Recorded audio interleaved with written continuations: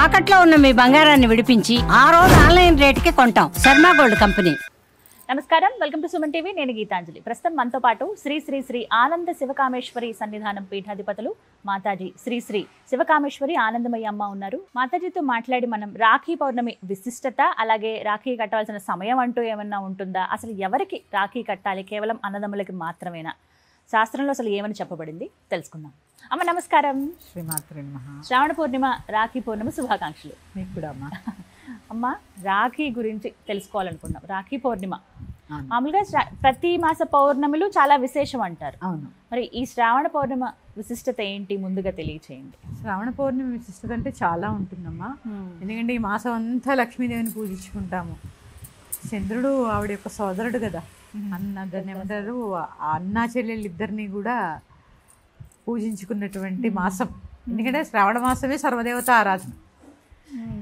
ఈ రాఖీ రక్షాబంధన్ గురించి అన్ని చోట్ల చెప్పిన ఒకటేలా ఉండొచ్చు, కానీ అందరం ఆలోచించవలసిన విషయం ఉంది ఇందులో. రక్ష అంటే ఏంటి? మనకి రక్షణ కల్పించేటటువంటిది. రక్షణ కల్పించేటటువంటి బంధాన్ని మనం ధరించడం రక్షాబంధనం అంటాం. ఈ రక్ష ఆ ఒక్క రోజుకేనా, మళ్ళీ సంవత్సరం రాఖీ కట్టే వరకునా? ఇది కట్టేవాళ్ళు ఆలోచించాలి, కట్టించుకునే వాళ్ళు కూడా ఆలోచించాలి.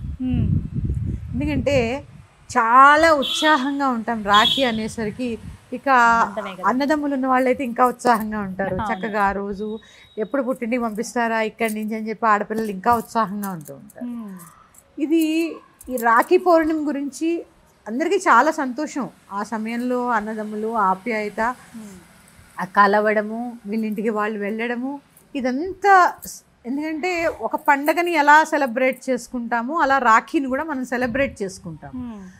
కానీ రక్షాబంధనం అనేది ఆ ఒక్క రోజుకే పరిమితమా? అన్నదమ్ముల యొక్క, అక్క చెల్లెల యొక్క అనుబంధము ఎప్పటికీనా? ఎందుకంటే అమ్మా, అనుబంధాలు చాలా తగ్గిపోతున్నాయి, తగ్గిపోతున్న రోజు. ఒక రకంగా చెప్పాలంటే ఆడపిల్లకి కష్టం వస్తే అక్కడికి వెళ్ళలేని పరిస్థితి, అన్నదమ్ములకి ఏదైనా కష్టం వస్తే వీళ్ళని అడగలేని ఆడపిల్లలను అడగలేని పరిస్థితి. ఇక్కడ ఏమవుతుంది అంటే ఈ అనుబంధాలన్నీ కూడా ఆర్థిక వనరులతోటి ముడిపడి ఉంటున్నాయి, ఫినాన్షియల్గా ముడిపడి ఉంటున్నాయి. ఎప్పుడైతే ఫినాన్షియల్గా ముడిపడి ఉంటున్నాయో ఈ ఆర్థిక సంబంధాలన్నీ కూడా బలహీనమైపోతున్నాయి. అందుకని రక్షాబంధన్ చేసుకోవద్దని నేను చెప్పట్లే, ఆ రక్షాబంధన్కి ఇంకా విలువ ఇవ్వాలని చెప్తున్నాను. అంటే ఇక్కడ రకరకాలుగా చూస్తూ ఉంటాం. అంటే మామూలుగా నేను అడగాలనుకున్న, శాస్త్రంలో అసలు ఇలా ఉందా అమ్మా? అంటే ఎప్పటి నుంచో ఉందమ్మా, ఉంది. అంటే ఇంద్రుడు, మీరు అన్నారు ఇప్పుడు అక్క చెల్లెళ్ళే కట్టుకోవాలా, ఇంద్రుడు ఒక యుద్ధంలో ఓడిపోయేటటువంటి సందర్భం వచ్చినప్పుడు శచీదేవి ఆయన యొక్క భార్య చేత ఈ రక్షాబంధనం ధరించి వెళ్ళి ఆ యుద్ధంలో గెలిచి వచ్చాడని చెప్తూ ఉంటారు. సాధించారు. అంటే అంటే చూడండి ఇక్కడ ఏంటి, రక్షాబంధనం.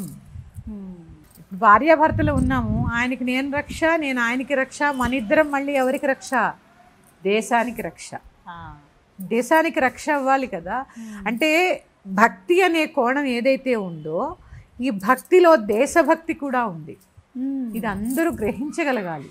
అసలు ఈ దేశంలోనే మనం పుట్టకపోయి ఉంటే ఈ ధర్మం గురించి ఇంత తెలుసుకునే వాళ్ళం కాదు. నిజం.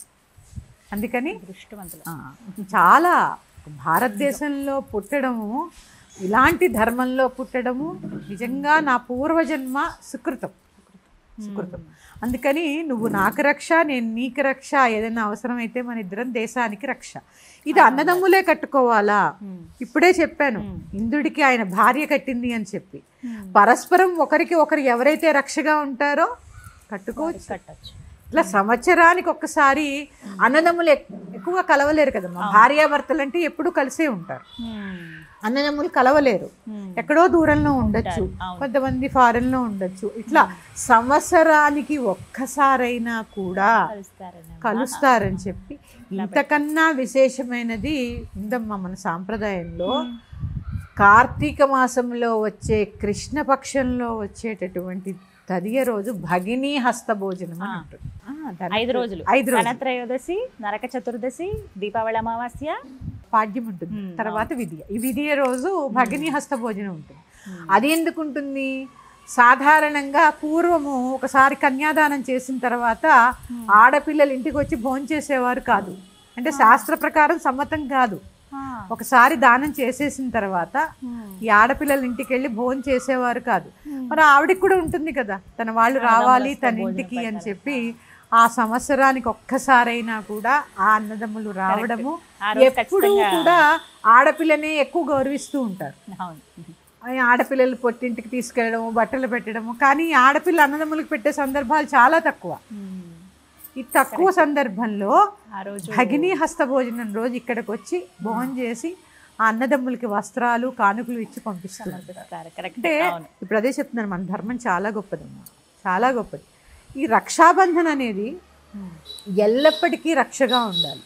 ఎందుకంటే సహజంగానే స్త్రీలు చాలా సున్నిత మనస్కులు కదా, ప్రకృతితో సమానమైనటువంటి స్థితి కలిగిన వారు స్త్రీలు. అలాంటప్పుడు ఆవిడకి ఏదైనా కష్టం వస్తే పుట్టింటి వారు, ఎందుకంటే తల్లిదండ్రులు వయోవృద్ధులు అయిపోతారు, అన్నదమ్ములు ఏమొద్దు, ధనపరంగానూ సహాయం చేయవద్దు. ఎందుకంటే ఎవరి రెక్కల కష్టం వాళ్ళదే ఈ రోజుల్లో. నేను ఉన్నాను అనే ధైర్యం, ఒక మాట చాలు. నెలకొక్క పలకరింపు, ఎలా ఉన్నారమ్మా, ఒక్క పలకరింపు. తను చేయలేకపోవచ్చు, ఎందుకంటే ఎన్నో పని ఒత్తిళ్ళు, అత్తమామలు, పిల్లలు, తన కుటుంబ బాధ్యతలు తనకి చాలా ఉండవచ్చు. ఒక్క పిలుపు, ఎలా ఉన్నావు అనే ఒక్క పిలుపు ఆ అమ్మాయికి కొండంత ధైర్యాన్ని ఇస్తుంది.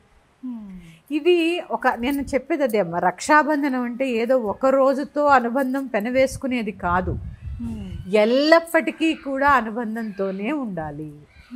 ఈ రక్షాబంధనం అనే పర్వదినాన్ని జరుపుకుంటూ, ఎందుకంటే ఇది పండగ కదా, ఇప్పుడే చెప్పాం పర్వదినం అని, ఈ పండగని జరుపుకుంటూ ఎప్పుడూ కూడా ఇలాగే ఉండాలి అని చెప్పి మనస్ఫూర్తిగా ఒకళ్ళకొకళ్ళు ప్రామిస్ చేసుకోవడమే ఈ రక్షాబంధనం. కానీ ఈ రోజుల్లో చూస్తున్నాం కదమ్మా, అంటే ఇంతకు ముందు మామూలుగా ఇలా తాడు, ఇలా దారం వీటితో ఉండేవి, తర్వాత రకరకాలుగా మారాయి, వెండివి, బంగారు రాఖీలు, ఇలా రకరకాలుగా వచ్చేసినాయి. అదే అమ్మా, ఇప్పుడు అక్క చెల్లెలు కూడా తమ్ముడికి వెండి రాఖీ కట్టామా, బంగారు రాఖీ కట్టామా అనే తప్ప, నేను ఇది కట్టాను వాళ్ళు ఏమి ఇస్తారు, ఈ కాన్సెప్ట్లోనే పండగ అంతా వెళ్ళిపోతుంది. కానీ ఈ మళ్ళీ తిరిగి ఇవ్వటం బహుమానం, ఈ డబ్బులు కానీ ఈ ఆచారం ఎందుకు వచ్చిందమ్మా? అది కూడా ఆడపిల్లలకి ఏదైనా పెట్టడం పసుపు కుంకుమ సాంప్రదాయం కదమ్మా.